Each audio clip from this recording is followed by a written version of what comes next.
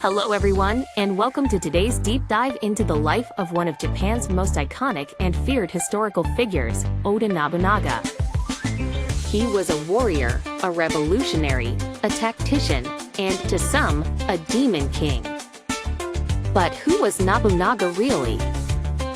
Was he a ruthless warlord bent on destruction, or a visionary leader ahead of his time? In this video, we'll explore the rise and fall of Nobunaga, the dramatic betrayal known as the Honnō-ji Incident, and why this powerful man became known as the Demon King. Let's rewind to the 1500s. Japan was not one unified nation at the time. Instead, it was fractured into dozens of regions ruled by powerful families and warlords. This era is called the Sengoku period, or Warring States period. Imagine Game of Thrones but with samurai. There were battles, betrayals, shifting alliances. No central government held true power. The emperor was a symbol, the shogun, weak. It was chaos and opportunity. That's the world Oda Nobunaga was born into in 1534, in Owari Province, modern-day Western Uichi Prefecture. As a teenager, Nobunaga was unusual. He dressed like a delinquent. He didn't follow the rules of nobility. At his father's funeral, he arrived late wearing strange clothes, with no signs of grief. People whispered he was a fool or even mentally unstable. But this was all part of the act. Nobunaga was testing people, disrupting expectations, and hiding his true potential. After his father's death, a power struggle erupted within the Oda family. Nobunaga had to fight not only outside enemies, but also his own relatives, including his younger brother. He didn't just survive, he dominated. By his early 20s, Nobunaga had unified Owari. But that was just the beginning. In 1560, the mighty Imagawa clan, one of the most powerful in Japan, marched westward with an army of 25,000 men, aiming to conquer Kyoto. Nobunaga had only around 2,000 soldiers. Outnumbered more than 10 to 1, the odds seemed hopeless. But Nobunaga didn't run. He used intelligence, surprise, and weather to his advantage.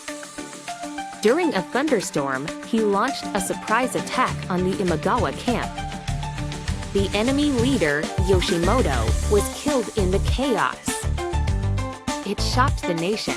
A small-time warlord had defeated a giant. From this moment, Nobunaga's legend was born. Over the next decade, Nobunaga became a storm that swept through Japan. He made allies, most notably Tokugawa Ieyasu, and took control of central Japan. He supported Ashikaga Yoshiaki to become the next shogun, only to sideline him later when he tried to become too powerful. He introduced guns and modern strategies into warfare. He built roads, encouraged commerce, and weakened Buddhist monasteries that held political power. But his methods were often brutal. He burned temples that resisted him, most infamously Mount Hai, where monks were slaughtered. He welcomed Christianity, not out of belief, but to weaken Buddhist rivals. This is when people began to fear him. So why did they call Nobunaga the or Demon King? It wasn't just the bloodshed, it was the way he challenged everything.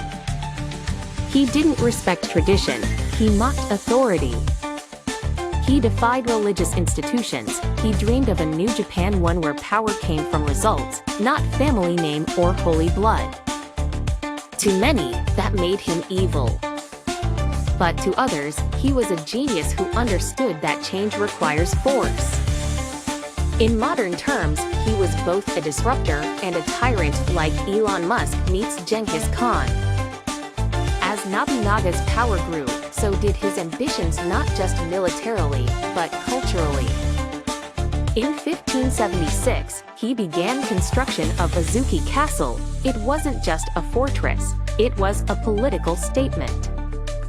Towering over Lake Biwa, near Kyoto, Azuchi was unlike anything Japan had ever seen. It had decorative walls, gold leaf ceilings, Western architectural influences, and was open to the public. A castle for the people, a new symbol of authority. It told the world, this is Nobunaga's era now. But power always attracts enemies. From 1570 onward, a massive alliance formed against Nobunaga. His rivals Asakura, Azai, Ikmonks, Emri, Yusugi, and others coordinated their efforts to bring him down. Even the shogun, Ashikaga Yoshiaki, turned against him. This became known as the Oda Blockade, or the Nobunaga Encirclement. Nobunaga was now surrounded. But he didn't falter. He fought on every front, defeating his enemies one by one. In 1573, he exiled the shogun himself, ending the 200-year-old Ashikaga shogunate. The age of shoguns was over. The age of Nobunaga had begun. Nobunaga's victories came at a cost. In 1571, he burned Mount Hiei, killing thousands of warrior monks and civilians. In 1580, after a decade-long conflict, he forced Ishiyama Hongon-ji, the largest Buddhist fortress in Osaka, to surrender.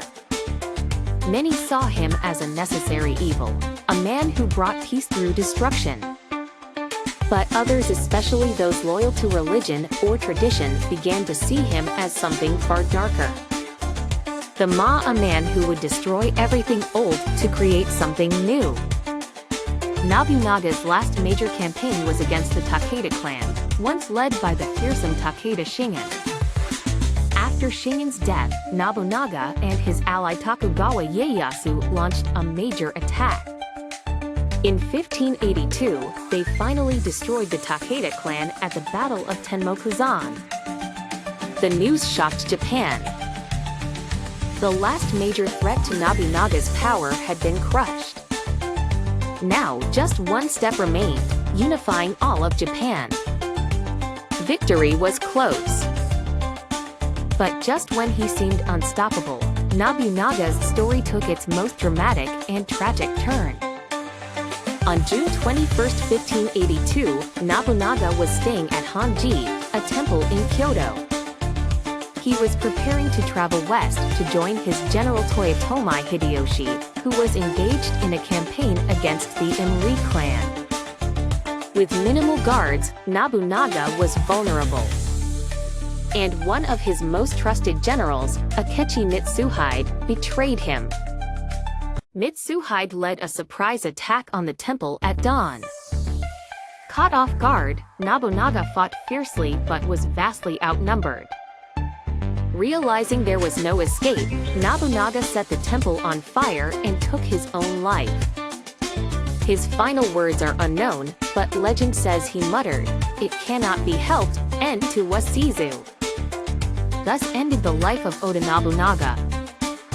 The Demon King had fallen by the hand of his own general. To this day, historians debate the true reason behind Mitsuhide's betrayal. Some say it was personal humiliation. Nobunaga was known to publicly insult his generals, even Mitsuhide, who was older and respected. Others believe Mitsuhide feared for his life. Nobunaga had grown unpredictable, and perhaps Mitsuhide believed he would be next. Some theories even suggest it was part of a wider conspiracy, possibly involving the imperial court or rival warlords. But in truth, no one knows for sure. What is certain is that Mitsuhide's betrayal changed history. He killed the most powerful man in Japan and ruled for just 13 days. He was soon defeated by Toyotomi Hideyoshi, another of Nobunaga's brilliant generals.